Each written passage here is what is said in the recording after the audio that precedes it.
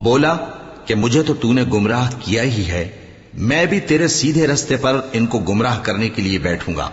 پھر ان کے آگے سے اور پیچھے سے اور دائیں سے اور بائیں سے غرض ہر طرف سے آؤں گا، اور تو ان میں اکثر کو شکر گزار نہیں پائے گا۔ اللہ نے فرمایا نکل جا یہاں سے پاجی مردود، جو لوگ ان میں سے تیری پیروی کریں گے میں ان کو اور تجھ کو جہنم میں ڈال کر تم سب سے جہنم کو بھر دوں گا، اور اے آدم تم اور تمہاری بیوی بہشت میں رہو سہو، اور جہاں سے چاہو اور جو چاہو نوش جان کرو،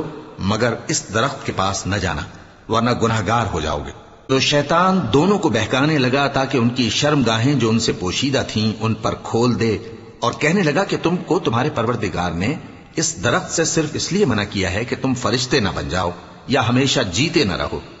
اور ان سے قسم کھا کر کہا کہ میں تو تمہارا خیر خواہ ہوں۔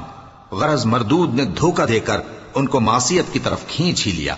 سو جب انہوں نے اس درخت کے پھل کو کھا لیا تو ان کی شرم گاہیں کھل گئیں، اور وہ بہشت کے درختوں کے پتے توڑ توڑ کر اپنے اوپر چپکانے اور سطر چھپانے لگے۔ اور ان کے پروردگار نے ان کو پکارا کہ کیا میں نے تم کو اس درخت کے پاس جانے سے منع نہیں کیا تھا، اور جتا نہیں دیا تھا کہ شیطان تمہارا کھلم کھلا دشمن ہے؟